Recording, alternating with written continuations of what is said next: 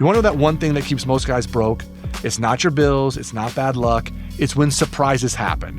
It's the flat tire, the broken phone, the medical bill, the one little thing that hits, and then the whole plan collapses. And what today I want to do is show you how to build that emergency fund, that first $1,000. Call it a rainy day fund. I like to call mine a oh shit fund. And seriously, call it whatever you want. But that's the starting play that changes everything, because when you have that in place, you stop living in panic mode and you start playing from a point of confidence because you have that safety net put in place. So why does $1,000 matter? Because at the end of the day, $1,000 in the big scheme of things isn't a large amount of money, but here's the thing. Almost 60% of Americans can't cover a $1,000 emergency without borrowing money. When I say borrowing money, that usually means putting on a high-interest credit card. It's one dental bill. It's one alternator brakes on your car. It's your water heater, crapping out. And then bam, you're right back to zero, or you built up that credit card bill that you just don't want to have anymore. And that's what I call financial fragility, right? You can't build wealth if you can't, get to that position of stability. And the $1,000 fund isn't about becoming rich. It's about stopping the bleeding. And even for me, I'm someone who's a multimillionaire. Things can happen. I've talked about this before. Between my tooth issue, where I had to get x-rays in Washington, x-rays again in Reno, had a root canal, a crown, my hot water heater died. I had to do repairs on 2 different cars, and all these things in a short amount of time. Literally, that all happened in 30 days, cost me about $6,000. And no, none of it was planned. All of it hit fast in a short amount of time. But because I had money put to the side and I have savings and reserves put away, it becomes more of a pain in the rear and an inconvenience and not a financial crisis. So you've got to build up some wealth. It helps you feel better when something bad happens and not have to freak out when there's some sort of emergency that comes up in your life. And here is why people never start, okay? People don't fail to save $1,000 because they can't. They fail at saving up this $1,000 because they don't make it urgent enough. They tell themselves, I'll save when I have extra. And we already know, we've talked about this many times, you never have extra, right? Every ad, every app, every algorithm, all social media, it's all designed to get you to spend that money over and over and over, right? I see it nonstop in my feed. Every time I click on something, they just want me to spend. And you have to make this building up this fund non-negotiable. It's your first line of defense. It's like buying peace of mind, almost insurance that will always pay you back, okay? So you need to get that first $1,000 built up, and it's not an optional thing. To me, it's just something you have to do in order to then be able to sleep at night knowing at least I've got a little bit of reserves built up. So how do we do this, right? How do we build it? That's always the thing that people ask me is, Brian, I'm living paycheck to paycheck. I don't have any extra money. How do I do this? Well, first, we got to write this down. Set the goal. When I say emergency fund, I'm not meaning $10,000 or 3 or 6 months of reserves. Let's start with an easy, simple goal. $1,000, right? Easy, clear, achievable. That's the target. And why does $1,000 work? Because it's small enough to feel like you really could do it, even if you're broke or you're in a terrible financial position. But it's also big enough to stop most easy, everyday financial fires, right? It'll let you build up belief that you can do it, and you'll see the proof that you can follow through. So how do you lock this in? How do we get ourselves to do it, right? To me, it's about writing it down. Write it on a sticky note, stick it on your mirror when you brush your teeth, put on your lock screen on your cell phone, put on your whiteboard at work, put it on your fridge, put it on the dashboard of your car, put it everywhere so you see it all the time. And then let's just treat this like something at the gym, right? This is going to be your personal record. You're going to try to figure out, how am I going to get that $1,000 put away? And this isn't about math. It's about building up some momentum so that every deposit feels like another rep at the gym on your way to that $1,000, right? I want you to visualize it, make it measurable, and celebrate these small wins. Start off trying to get to 100, 250, 500, and eventually we can set some new goals to make it bigger, but that's not the end game. The end game is not getting to the $1,000. It's having a small win to build up some big beliefs that you can do this. And how do we find this money? Well, that's what we're going to do next. You don't need to make more money to save more. You need to find that money hiding in plain sight, right? So if we're trying to find $1,000, I know for sure, one, we can trim the fat, right? Go through your statements like we talk about, cancel subscriptions, stop food deliveries, start buying generic brands rather than, and start making your own food at home. Review every automatic payment. And I still do this every month, right? I look at my credit cards I look at it probably about 5 to 7 minutes a day because I want to make sure there's nobody hacking my account or things that I see that I'm like, oh my God, why am I paying for those things anymore? So I do this all the time on my own credit cards, my own bank statements, because I want to make sure, one, I see what's coming through every month. 2, that somebody hasn't hacked in my account or used my credit card for their own use. And it literally just takes a couple minutes. I have all the apps on my phone. It makes it super easy. Second, how are we able to earn more money? Let's figure out some short-term ways to earn some more money. You can do some easy things like sell some things on Facebook. It's something my son does all the time. You could pick up a weekend shift or two to make a little extra money, or a side gig, or do some freelance work. You can offer up some skills that you do, like you could do yard work. I got the 13-year-old boys that I'm working with doing yard work on a regular basis. Maybe you can tutor people, or you're skillful and you can do some handyman work for the neighbors or people around you. Pet sitting's an easy one. I have obviously a real estate business. When people go out of town, sometimes they want people to watch their pets. My daughter does it for one of our friends. My video guy, Andrew, that records all this stuff, she's doing it for him later this month. And so these are small, easy things that you can make a few $100 at a time, or even more, to build up that $1,000. Of course, we also have things, at the time recording, you might get a year-end bonus. People are going to have tax refunds in that first potential quarter, second quarter of the year.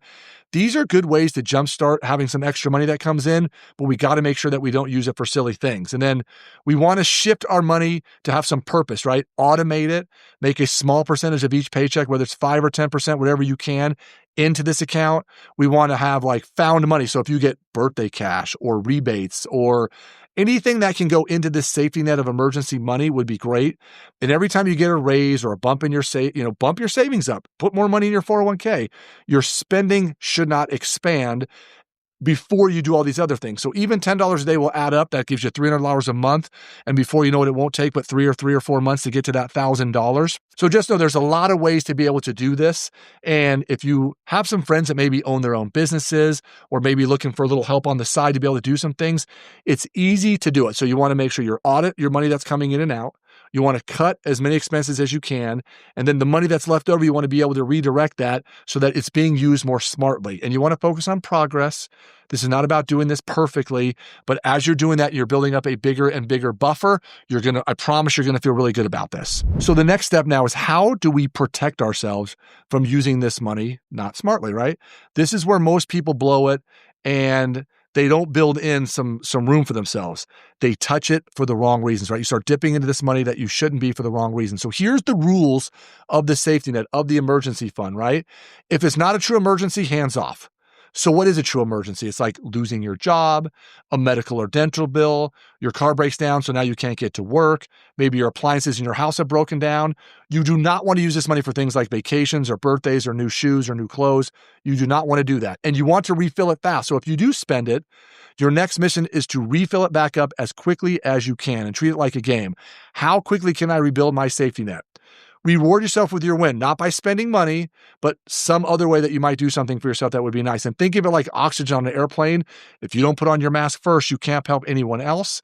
And if you have your financial house not in order, it makes it more difficult to breathe. Just see the stress on people when their financial house is not in order. So you want to protect your fund like it's your reputation, right?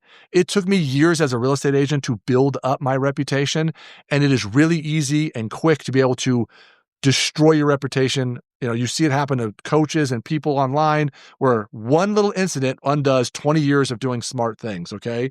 So tell yourself this money is off limits unless I have a real emergency. Keep it separate in some sort of high-yield savings account, and you ideally do not want to have a debit card or checks or ability to get to that money easily, because that's when people screw that up. So your safety net only works if you just leave it to the side for real emergencies. And where do we keep it? Here's the setup of it, right? Let's make it super simple. Let's make it easy to do. And the best place for you to be able to store that is in some form of high yield savings account. And ideally that savings account would be at a different bank than where you currently bank. And you see them all online all the time, whether it's Ally, SoFi, Discover, Capital One. You want to make sure they're FDIC insured, like a FDIC insured, like at a regular bank. And you can set these up where you can do it all on your phone and have transfers going into there, but you want to make it hard to get to that money. And so you want to have your main checking account separate, but you want to have money funding in there every single month. Don't invest it. Just leave it in a short-term high-yield savings account so it's protected, and then give it a name. Like I know on my phone, I can name all my accounts. Call it what you want. Safety net, freedom fund, peace of mind. Doesn't really matter, but the goal is to have that money to the side. It's not about long-term investing or you're just trying to buy yourself some security so that you're going to feel good when you sleep at night knowing that you have some money there, okay? So here's the keys. Again, keep it separate and safe. Keep it out of sight of temptation, and make it accessible, but not too easy to grab, because that's where people screw up. They get too accessible and it kills their accountability. And then before you know it, they're spending money that they shouldn't be spending on. Okay. So what changes when you have this? Like mentally, physically, how are you going to feel once you have this first $1,000 saved up? Okay. Everything in your mind's going to shift. I watched it happen with my kids and some of their friends. Their stress level drops. You have to stop, you won't have to use your credit card anymore for an emergency. You're going to feel more in control of your finances. And I realize we want to have much more than $1,000. Someday you want to have 3 and 6 and potentially even 12 months of reserves built up. But it's about what that initial amount represents for you. It shows you can do it. You can handle money. And it shows you that there's confidence will leak into the other parts of your life, right? You're going to feel better about your job, your relationships, your decision making, and you won't be so reactionary. You'll be able to start planning for things that make sense to you. So having those cash reserves are going to be super smart. So when things come up, you're going to be able to handle them in a better way. And then once you start that first goal, then it's how do I get 1,000 to 5,000 or 5,000 to 10,000? And that will be a huge confidence builder for you. And it's the confidence and be able to think that you can do this is going to build up way faster than actually the money in those accounts. So here's the challenge as we've done the last few weeks now on here's what you need to actually do. Here's the challenge I want for you this week. Okay. We're going to create a separate account. I want you to go start a brand new account and name it. Name it whatever you want that makes you feel good about this account. The idea is eventually to get that $1,000 in there. But to start, let's put $100 in there.